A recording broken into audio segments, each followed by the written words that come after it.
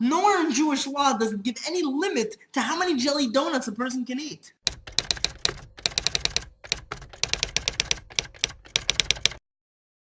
Welcome to the Cabo Jewish Center's video blog, the week of Chanuka and Torah portion of Mikeitz. Hanukkah is certainly one of the most fun and exciting holidays for everyone. I mean, how rockaholic our rabbis of old must have been to institute a holiday where we spin tops, light candles, make money, and eat as many latkes and jelly donuts as possible. Judaism is awesome! Yeah, not if you're a health freak on a tight budget. Let us quickly recap the story of Chanuka. Some 2,300 years ago, the Jewish way of life was being threatened by modern Greek philosophy. With Hellenism and intellectualism becoming popular, Judaic values seemed to become outdated and old. Who wants to serve one invisible God when we can serve and glorify our bodies and hundreds of gods? Judaism, being so rigid and divinely dependent, stuck out in the world like a Hasidic rabbi in a Zumba class.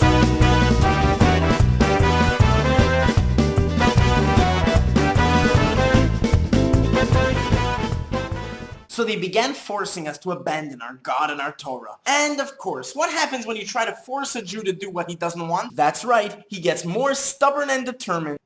Benny, no more donuts.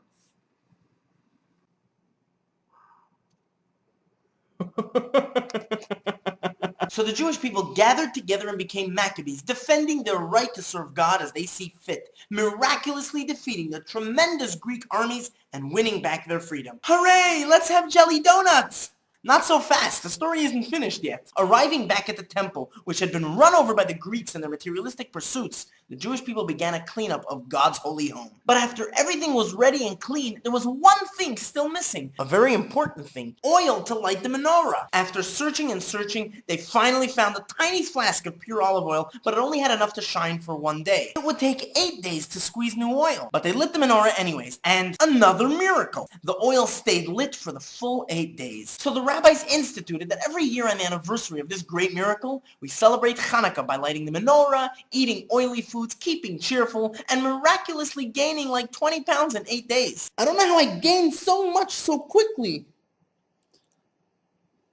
Must be a miracle. But seriously, Hanukkah couldn't possibly be only about celebrating some victory and miracle that happened so many years ago. There must be something a little deeper to what Hanukkah is all about, something that talks to us in the 21st century. Well, the truth is that Hanukkah is actually very much relevant to the narrative of the times that we live in. The world nowadays is consumed by advances in technology, knowledge, and science. To so many it seems as if keeping Jewish traditions is just a shallow memorial to our ancestors. Lighting the menorah, sitting at a Seder, or attending services for Rosh Hashanah and Kippur is only done to pay our respects to the long chain of Jewish traditions that we happen to be a part of. Hi Steve, I was just calling to see if you were going to attend services this Friday night. You'll be busy dusting your bookshelves. Oh, I didn't know you had bookshelves. Of course, the game of golf or hanging out with friends is far more important than symbolic Jewish rituals that we do only when convenient. Hi, Rachel. Will you be joining the women to bake challah this Thursday? Or you're dyeing your eyelashes? Hi, George. I'm calling because we need a few more men for the minyan.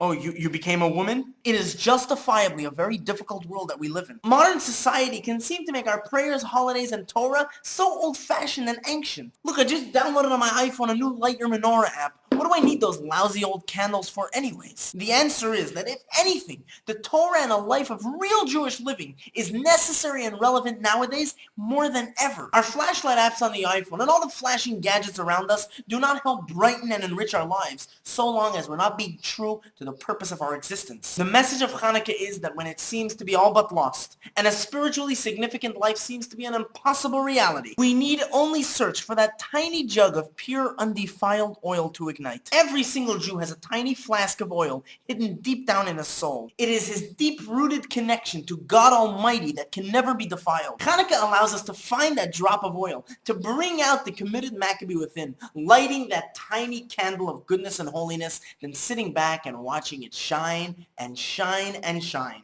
Yeah, but such a small effort? Such a tiny candle. How can it possibly make a difference? It may seem like a tiny candle, but with a little help from God, it could shine for days, even if it means making a miracle. So the next time your schedule conflicts with something Jewish, or the Torah class comes out just when the game is on TV, or somebody reaches out to you for help and you're a little bit tired, think of the candle of the menorah that dances and flickers with a message of warmth, brilliance, and most importantly, godliness. Happy Hanukkah and Shabbat Shalom. Now go ahead and eat that donut.